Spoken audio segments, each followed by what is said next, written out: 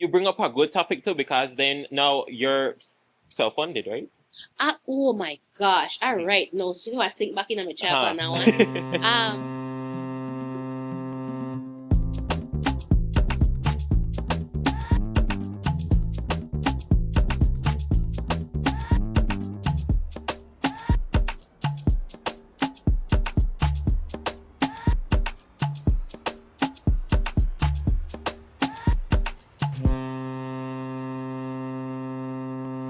Welcome back to another episode of the Captain 501 broadcast. Ladies and gentlemen, thank you so much for being here. And it's another guest episode, so of course we're joined by another incredibly talented Belizean guest.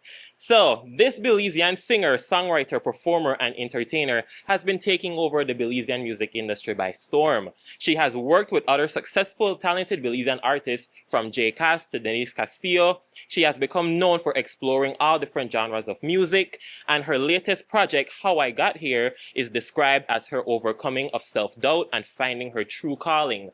Here to talk more about it, ladies and gentlemen, please welcome none other than Nicole Craig. Wow. Well, thank you for that. I feel flattered. Yes, thanks for having me here. Excited to be here, Of course. man. Thank you for being here.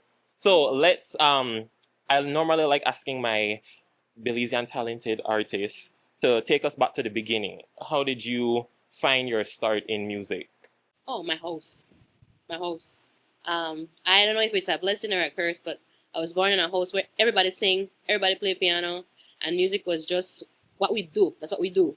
And because we were very like church oriented, so singing in church and all that, and practicing so that we could perform at church maybe this weekend. This became routine. It just became normal, and so music was something that I always did, loved, and felt like I could do. And in terms of doing it professionally, I never thought about me really becoming, all this. It was just something I do for fun. And eventually, when I found a reason to do it with a purpose, then I said, okay, sure. So when did you first release your first project? Like as a solo artist? Yeah. This is it. Really? This is it. I would say I have recorded music before because I have been a part of many productions. Most notably, I would say there have been movies or documentaries where I wrote a song for that production. And so, we have a song, a music video, and an entire media tour about that project and the associated song. But those were always linked to something else. So to say that I did something for me because I wanted to do it and it's my name, it's my project, it's my idea, this would be it. So let's talk about the album, How I Got Here. Just released in August of this year? Yeah. But you said that you were recording it since 2020? It's been a while, Yeah. It's been a while. So what was the inspiration for that album? The inspiration for How I Got Here really was just life. Honestly, life. Feeling like you're going through something in your love life, your personal life, and seeing how much other people are going through the same thing and wanting to find a way to express your emotions, juggle your emotions, work through what you're feeling. And music was a great way to help me do that and connect with people. And so the idea for it was, one, just a personal expression of things, but also a way to connect with people who are going through similar things. We all love people. We all lose people. We all have challenges we want to overcome. So it was a way to just express that through music and hope that that message finds the right people. And in the introduction, I had mentioned that you're known for not sticking to one specific genre. No. I like sing everything. Yeah. So how do you go about creating a song then? Do you have the genre in mind, or Yes. do you just, oh, nice. Yeah. Mm-hmm. The idea behind the song, I'm a very weird songwriter. Okay. So I have, if it's coming from me, naturally, it's something that I want to create. I know what the message is, and I know the feeling and the emotion I want to bring across when I do that. And so I sometimes tie that to a genre of music, the style of music. There's one song where I have a lot of guitar, like the song Poison. I was very upset, And so to me, that felt like something that needed a lot of guitar and a very big electric guitar in the second verse. And so that was me requesting that. And I really love what Lanza did with it. I don't know if you know Delmar Lanza. He was the guitarist in the Frankie show. But I explained to him this is what I'm thinking, do a thing, and I think the emotion and the message has a lot to do with the direction of the song and the music. So that's how I process it. And I will say, because I did, of course, I gave a listen to the album, multiple listens, I will No, for say. real. I listen, truly. And you have a beautiful way of storytelling through music because, like you said, Poison, which is the first song, and it starts off kind of heavy. But towards the ending of the album, when you end off with "Rest of My Life" with J Cass, it ends off on a pretty high note. So it's really like that journey through, like you said, hardships and finding your way out in the end. So how did you go about creating each song? Did you create them in order, or was it like? Well, Perfect was the first one I wrote. So I could give you some background on that. The journey of what is being described here is like a lived experience, and in a way, the same order in which people experience something like that, right? But what happened was that in real time, at 2016, 2017, I think, she gave me permission to say this so I could say this. A friend and I, Michelle, we came across a picture of ourselves on Facebook. And we were much younger, like at least 10 years ago at that time, much skinnier than we were at the time. And we spent a good chunk of time just talking about how mad as I am so skinny and how fat me, and just bashing ourselves for like half an hour. And in that moment, I was like, nah, absolutely not. And right there, I remember I was at Calabash Key Field Station where I used to work, and I was in my room. And right there, I wrote the song Perfect about that experience, about me and my friend, and just deciding that we not hit pan for ourselves no more. I done with that. And so that happened in 2016 in real time. Now, this story that we're talking about is still happening, but that one got written first. And so it was in reflection that the others got written. And so 2020, COVID, sitting in my house, everywhere on lockdown. And so there's nowhere to go, nobody to really talk to because I live by myself. And just reflecting on a lot of things. And there are a lot of people who are experiencing a lot of hurt and hardship at the time and being very open with it too on Facebook and social media. So it helped to channel a lot of that. And it just kind of came out organically. And so I feel like that's the only anomaly there. But the others they just kind of flowed out and it helped me to tell the story in a way that reflected what I was feeling and what I was experiencing, but also what I could tell other people were going through too. And it was heavy to do, but felt like a release when I was done. Like it needed to be done. Yeah, it was. I'm glad I did it. Right, yeah. So that's your way of being vulnerable, I guess, with the world. That was the challenge, right? So after writing all this stuff and thinking, you are a creator, right? And you put your stuff online, and so you know that people will love you and some people just can't stand you, right? And so I didn't at that time I still don't think I really have thick skin, but elite thicker now. But at that time, I didn't think I had the strength to listen to people bash something that they just didn't like because maybe that's not your vibe, right? And I didn't know how to accept if I would be able to accept that people might not like this because it's not really traditional, right? This seems very something else. And the fear of the reception was a big reason why I was like, should I do this? But in the end, I decided, you know what? The people who will like it will like it. The people who won't just won't. And that shouldn't stop me from trying to put this out there and trying to be brave about it because it has a point. There's a point to this. The point is that I wanted to reach people and connect with people and show them, hey, it's actually okay to be vulnerable, and this is a part of life. Feeling hurt, loving a man with the tired, that's a part of life. The part of life, right? So, yeah, in the end, I overcame that. But I'm hoping that vulnerability might lead somebody else to decide, you know what, I just want to put it out there, I'm afraid. And if that happens, great. We win. Nice.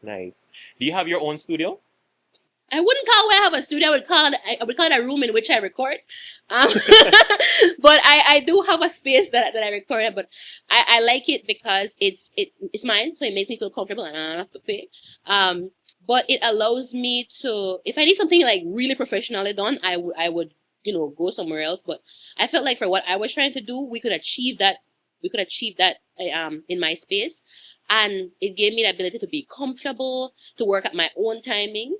And of course, most importantly, I would say when because Dane used to come. Dane is the producer, by the way, who made all the music. So when he would come over, it gave us that chance to take our time and be creative, in a place where nobody was rushing us or nobody was like giving us unsolicited advice.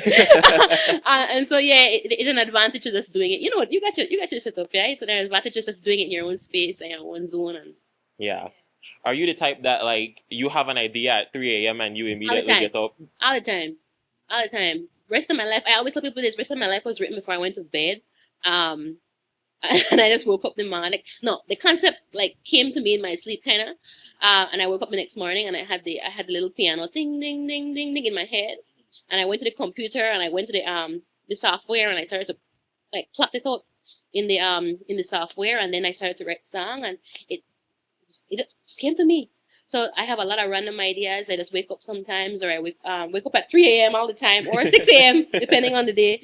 But yeah, they come to me very randomly, very spontaneously, and I don't fight it. I just write it down. Yeah. I don't know. I'm the type, right? And you might relate to this. I'm the type where if I'm like in the zone, I will forget to eat. I will forget Oh, to yeah. do anything else.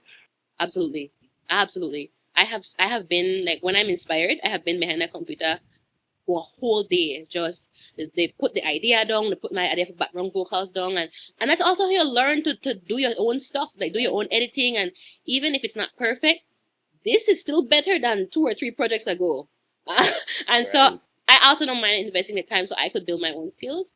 But yes, I get lost in it because once I do it and I like it, sometimes you'll feel yourself. Sometimes like that's good, man. I like this. And so yeah, sometimes that just my own love for what I just made got me to sit down there for hours. Right, Got me to right. sit there for hours. Yeah. Perfectly said. Perfectly said. So you do the main vocals, of course, Uh-huh. but do you also do like the backing vocals Yes. and all that as well? Yeah, that's my voice. The only different voices are Justin and Denise, who are lead vocalists in the song they're featured on. But Mhm. all the backing was me. Yeah. Nice, nice. Because I listen to it and so I like to dissect the song, dissect the vocals, and sometimes just pay attention. And I said it's something unique that I don't think a lot of Belizean artists have tapped into when making their own projects. I think that a lot of artists mainly focus on the main vocals Yeah. and not really explore singing Yeah. in the back. I would encourage them to do that. I think that the fullness of the track comes with all of that. It comes Mhm. with the instruments you use, the way you layer your vocals, and then that really helps to support and supplement your lead vocal. And I put a lot of effort into that, and I won't lie, Dean contributed to like the song Goodbye.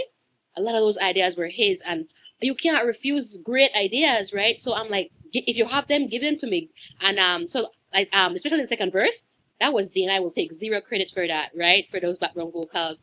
But yeah, like the song like Catch Me, I wanted that to be very, very layered. And the first time we recorded it, it was pretty empty. And I sat with the song for a while, and then I'm like, nah, this needs to see if it can stack up. And so before the song got redone, I put a lot of extra vocals in there because I wanted people to feel that not a very fullness, vulnerable yeah. song. And so I Mhm. wanted people to feel that falling sensation of Right. just catch me, please. Right? So I want people to feel it, and I felt like more vocals would help bring that softness to it. So yeah. Right. And I guess that also depends on the genre that Oh, yeah. that you're singing in. So now my next question is, what was one of your favorite genres to work with? I don't know. I like all of them. I feel like some genres suit my voice better than others. So there are certain genres where I may not explore simply because I don't think I would sound good singing it. But I think apart from being scared of certain genres, I'm open to the ones I have on the album: pop, R&B, reggae. Because I think I have a really mellow voice. I'm not a screamer, so some of the genres require you to be very, very powerful and loud. Maybe not.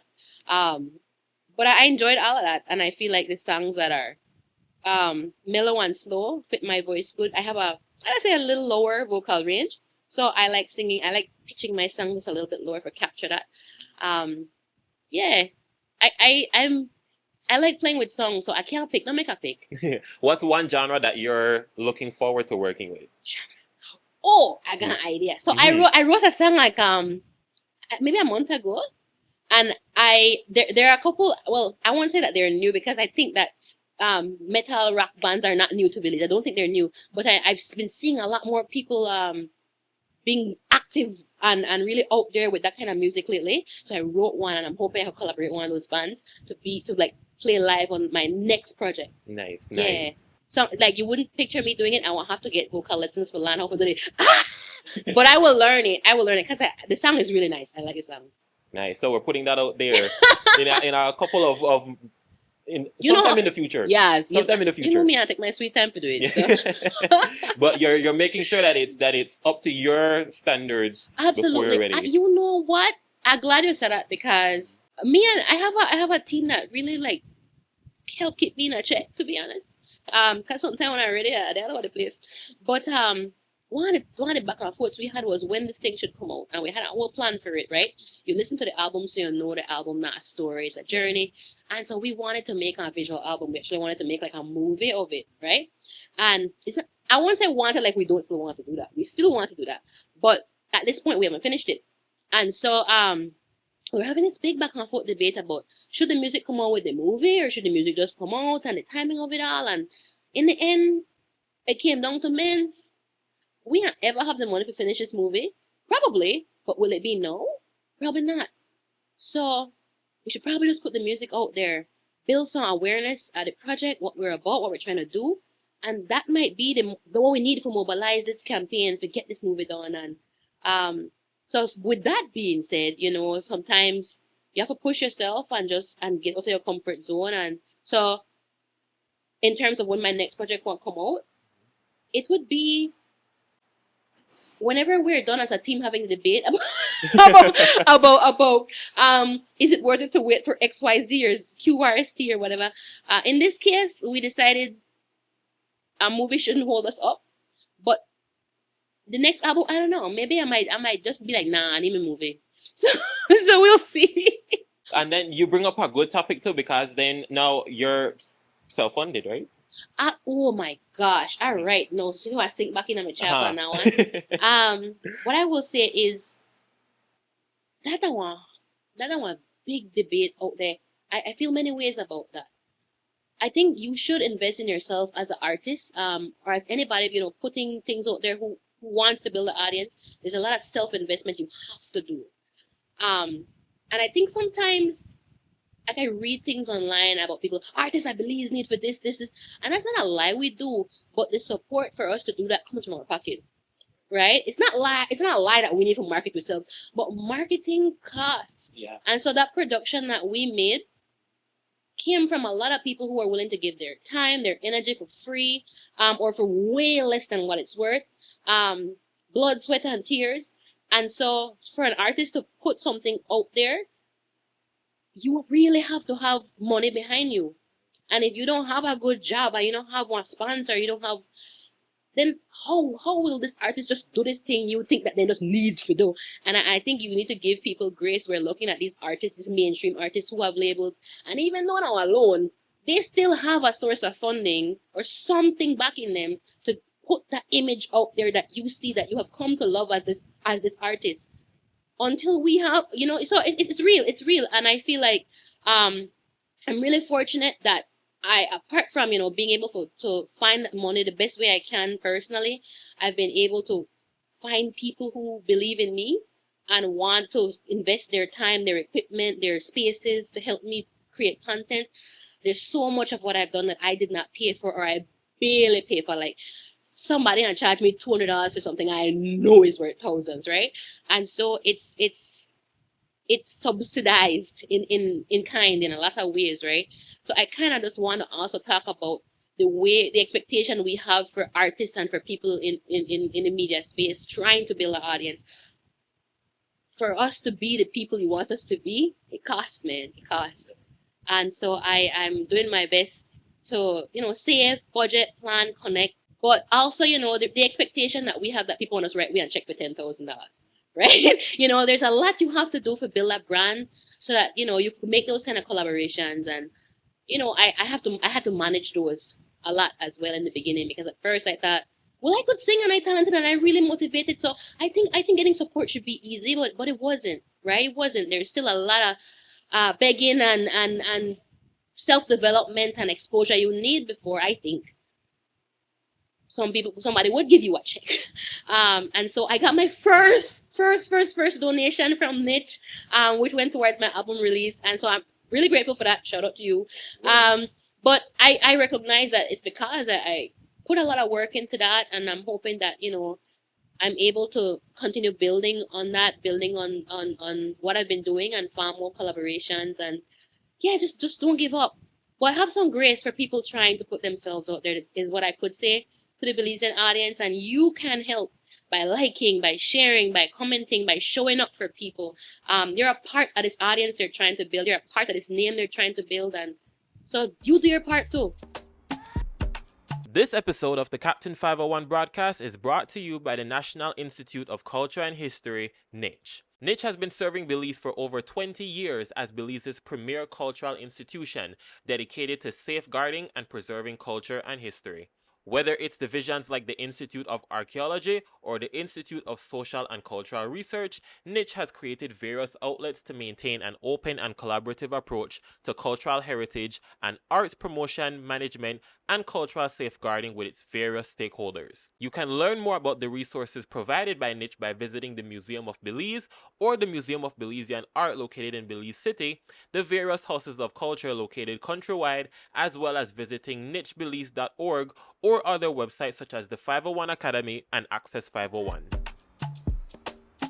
Again, another good point, because it does start with you. I remember a lot of people, not a lot, a couple of people would say to me, I would like to do the same stuff that I do, right? But they don't have the equipment, or they don't have the budget, or whatever it is. And I would have to remind them that, I didn't start off like this. I started off on a phone. The same way how you said you have your room that you record in. So, you have to start with yourself, and then eventually building your resume, then you start gaining attention, and from there you can build up. Yeah, that's valid. That's valid. And even I had to really come to terms with that, right? I was really like, I could sing and I talented and I motivated and I brave and but still, who are you? Right? But still, who are you? When you Google, you will come up. And so it was kind of a learning experience for me, and I took it well, and I just decided, all right, well, let's build a brand then. So here I am. Of course. But yeah, I'm working on it, and I really want to encourage people who feel like nobody listens to my music. Then keep putting it out there. Exactly. People will listen. Keep putting it out there. Keep putting yourself out there. And it's not that nobody want to listen to it. It just hasn't found its audience yet, and it will. It will find its audience. I overwhelmed by how many people liked what I did, considering that I may think people might have been like, "What is Belizean music? What is?" But I've literally not once gotten that, not once. And so also the self-doubt you might have, and take the negativity out your head. You do you. Put yourself out there. Yeah, yeah. Exactly. And you never know which song would be the one that does it. And that's the thing. All of them, depending on who it is, like what they experience in their life. I have the running joke right now is that the first part of the album, my friends call the toxic part of the album, and so I've had a lot of people who are like, yeah, this is my toxic phase. I had a field track 1 and 2, and whereas there are some people who like catch me and the rest of my life, but they're in their like I found love era. And so I think it depends that where you are in your life, what pulls you in, and putting out a body of work, I guess, and multiple songs with multiple messages allowed me to find people who wanted to hear different things. I think putting out a song one at a time, there's pros to that now. I'm not bashing that method at all. But putting out one song at a time is kind of like just one snapshot of what you do and what you can do. And so by releasing 8 at a time, I give you a bigger picture of what I can do, what my voice is like, what I'm about. And I think that helped. Okay, so now I want to talk about the virtual showcase that you put out. Yeah. Because it's like a companion to the album where you dive into it, you give more of an insight while also giving a live performance of some of the songs. So what inspired that? Many things. That was a whole thing. that was inspired. First of all, me and my team came up with the idea. I think it was a good compromise for us because we couldn't put out the movie, right? Put out the visual album idea we had. So it was a good compromise. It was important to me that the music was accompanied by a story. Because again, I just didn't feel like people would get it. And so I kind of wanted to be able to tell the story along with the music.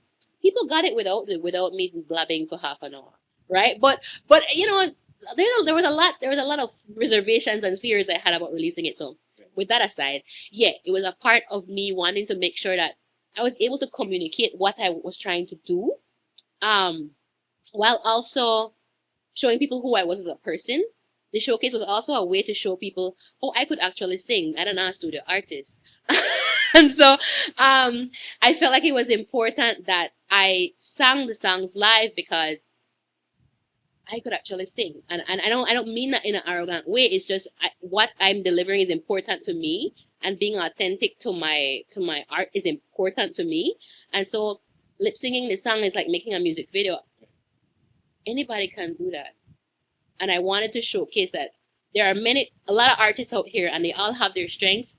And mine is that I can really sing. And so I'm not gonna be up there dancing. That's not my strength. My strength is that I can sing. And so I wanted to showcase my strength both in a pre-recorded, edited, heavily edited way, and in and then another pre-recorded, only semi-heavily edited way. So yeah, it was important to me to really showcase who I am, what I'm about as an actual person, and not just somebody that you hit play on Spotify and form your own opinion of. I wanted to help show you a little bit of who I was. So definitely go check out the virtual showcase. It's out now. It's on YouTube. Yes, it's on YouTube right now, and your YouTube channel is? It is Nicole_Craig. Go subscribe and go check it out. Yes, please. Yeah. So speaking of being able to sing live, right now, at the time of us recording this, you're in heavy preparations, and you're also performing for the Frankie Reno concert series. Right. Show 1 was last night. Show 1 was last night, and then you're doing another one tonight. So I nearly never reach here. But the hoops we have to jump through to make first this of happen. all, I can't not show up for you, right? So I was like, I want to reach. Even if I reach sleepy, I want to reach. And I appreciate it. Thank you so much. Yes. So yeah, I'm in the middle of preparing. Well, we've prepared for that. I'm in the middle of getting ready to perform for night 2, and that experience has been like really life changing for me. It sounds dramatic, but I promise I'm not being dramatic. It's an opportunity that when I started, I never quite understood the gravity of what it was. Like, Frankie Reno that's a genius, man. Really talented person, really humble person, and I don't know if he was setting out to do this, but by default, even if he wasn't, he really crafted a lot of young people. Gave us direction, gave us a home to perform, a place to perform, and an audience, a stage, and there are people who have come to know us and recognize us from that show.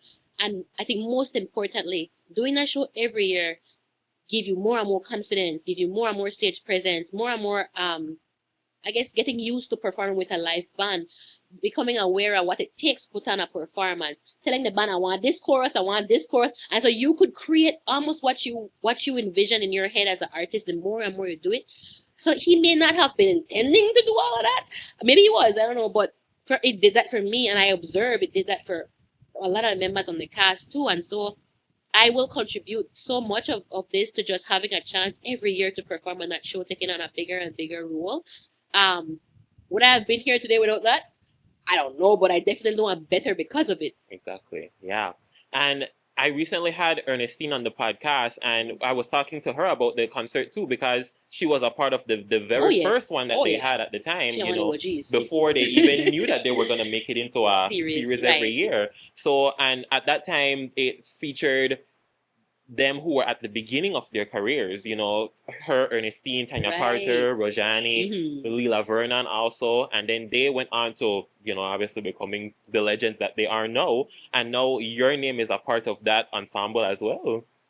That's big to me. That's big to me, and I feel really honored to be a part of that, to have become a regular part of that cast, and knowing that people come there now expecting to see you is wild to me, because the first couple times, when they call out the cast and they're like, Nicole Craig, Good job, good job. And then now it's like Nicole, and it feels almost like, man, like becoming familiar with the audience. It's a good feeling, and knowing that you're doing it right because they enjoyed what you did.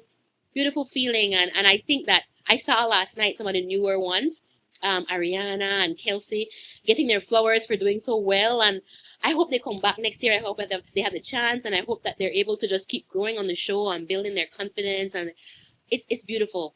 It's a beautiful thing. Of course, yeah. And as I was telling you before we started recording, my grandma, and my aunt, they went to the show last night. And when I told them that I was recording with you today, they said, "Oh, she was performing last night. That she did good last night." So they were excited that you were here today. And what I think is interesting, you see how you say my mom, my auntie. Like what I love about that is that I feel like I'm reaching all different ranges of people too, because people might love me, people that love me, and it's not to like be arrogant again or anything, but making music and doing music that reaches people all across ages, all across, it feels good. It feels really good, and it feels like, well, I'm a part of something that's impactful, and that's good. I like that. Of course. And this is just the beginning for you. I hope so. I really hope so. As long as I have health and strength and my back not going, I will do my best to keep making music and being a part of music, and not just for me as a performer, but like I really love to write. I really love to create, and a lot of what I want to do as well is see how I can contribute to people who want to grow those skills. I have to work through the kinks of how I would be able to do that, but I would love to do that because I think improving your songwriting skills is never a bad thing. It's never a bad thing, and I would love to see more people explore different styles of songwriting and challenging themselves vocally too. We have a lot of talented people here, but I don't know how much them push themselves. I'm not in the studio with you, so I can't speak on that. But I know there's so much. I think we have a lot of talent here, and there's so much they can do. And so if we work together to try and push ourselves to be better, I think the Belizean artist community really could rise. I think we have such great talent among us. And that's another reason too why I like the concert series, because it's not just Belizean genres. Like it's not just the punta or it's not just the broke down. You're exploring R&B, you're exploring pop, your disco in some cases. We do Backstreet Boys last night, yo. See, there you go. We did Backstreet Boys, and then guys do choreography and everything. Right. That was hilarious, but fun. And they really committed them to their pointing and then jumping jacks or whatever you call it. And so, yeah, it was fun. It definitely allows us to explore different kinds of music. Because when would I be singing like a classical song? When? Right? But in concerts like his or other formal concerts I've done, it challenges you vocally because you have to learn how to sing in different styles, and you learn interesting vocal techniques from singing those songs that you could carry over then into anything that you want to sing. So I may never sing classical music professionally like that, but I learned from that how to do certain things with my voice that now when I sing an R&B song, I have better breath control, so it's good to explore those things. Who are some of your inspirations? Which way a lot of people inspire me. In music, specifically. In music. Okay. Don't write me off as cliche for saying this. But I will say I truly admire Beyonce. Beyonce is a package. She's a package. And there's no way you could be that successful without having crazy work ethic, without having vision, and yes, she got a team, and yes, but she's an artist.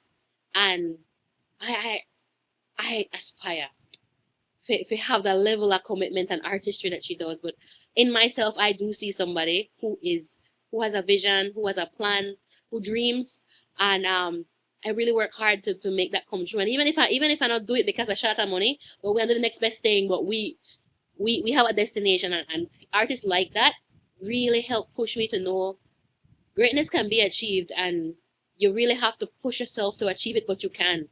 And as somebody who strives for that, and the people around me catch that vision too, we different, and and we're very proud of that. And so when you ask me about inspirations, that's the first person that comes to my mind, because that's what I'm striving to be the best I can be, and the best I can. And who better is an example of that than Beyonce?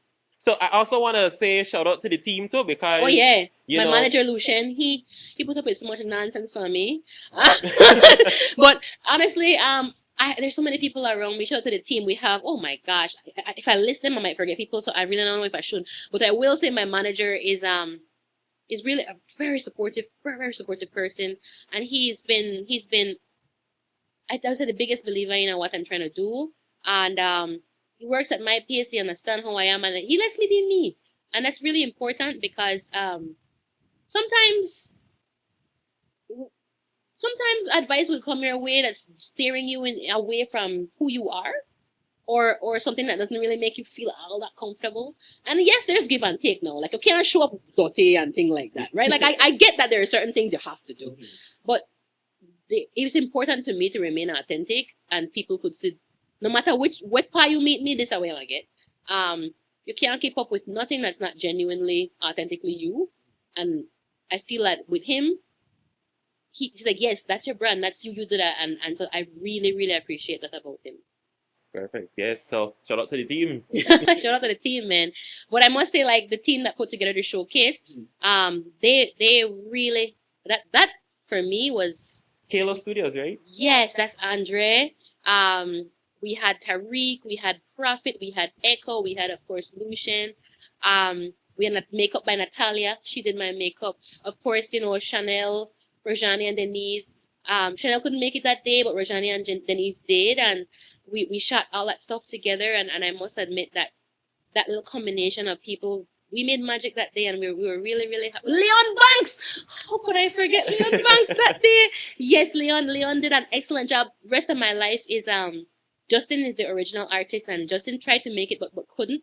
And so I asked Leon, would you mind substituting for Justin? And he was like, say less. And so he brought his guitar and he played Poison live, the electric guitar part, and then he did the second verse and chorus, Justin's part, for the rest of my life. And he did such a good job, and he was such a good sport about it, and I'm really grateful for that. Definitely. Yeah. Go check out the showcase. So I like to ask my guests, what's your end goal out of your music? Man, what is my end goal? I started out this journey just to make music that made me happy, that helped me express myself, and then by default help other people connect with music, maybe help them on their journey of self-healing and self-discovery.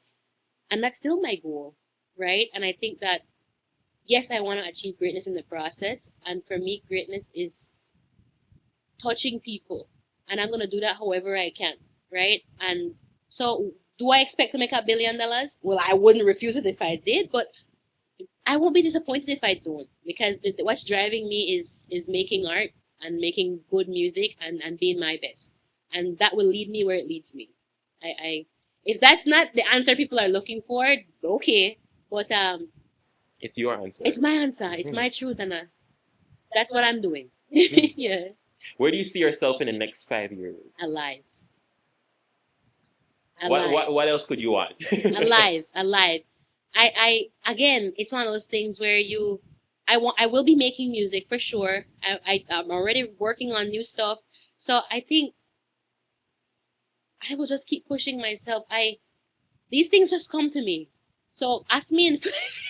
Oh, yeah. Ask me in 5 years. But I'll definitely still be making music. I'll definitely still be putting myself out there and just trying to connect with people. And I don't know. I don't want to stress myself out about that. If that's okay with you. Well said. Of course. Well said. I don't want to stress myself out about that. So, as we're winding down now to the end of the interview, the end of the episode, tell us, where can the people find you? Oh my gosh, I am everywhere. My music is on streaming platforms like Spotify, like Apple Music. My music is on my showcase is on YouTube. We decided not to put the album on YouTube. We wanted to kind of drive the viewers. We wanted to drive the listeners to the streaming platforms for a little bit, and then we wanted to drive viewers to the showcase on YouTube. You understand? Of course. I don't have to even explain why. But we kind of for wanted the audience. it's tough getting paid to do music. It's kind of tough to get paid doing anything in the creative space, especially being in Belize. It's kind of hard. And so, trying to accumulate those views and those listens to as little platforms as possible can help to concentrate the value that we may earn from that. And it's also important to have your music on these platforms to reach a wider audience. So I'm on all these platforms, Spotify, Apple Music, and any other platform that you may use. I know I have friends who use Deezer, for example. And then, of course, I'm on all the social media platforms as well. So I'm on Instagram, I'm on TikTok, I am on Facebook, I'm everywhere. And please don't call me random little one.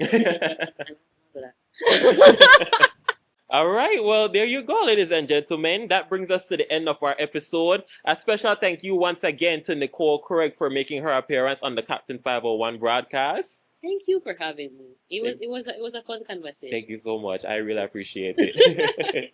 And of course, thank you guys so much for watching. If you want more episodes of the Captain 501 broadcast, check us out on Apple Podcasts, Spotify. The video portions are up on YouTube. Go check out Nicole Craig on all of her different streaming platforms. Go follow her on her different social media to see what it is that she does next. And we will see you guys in the next episode.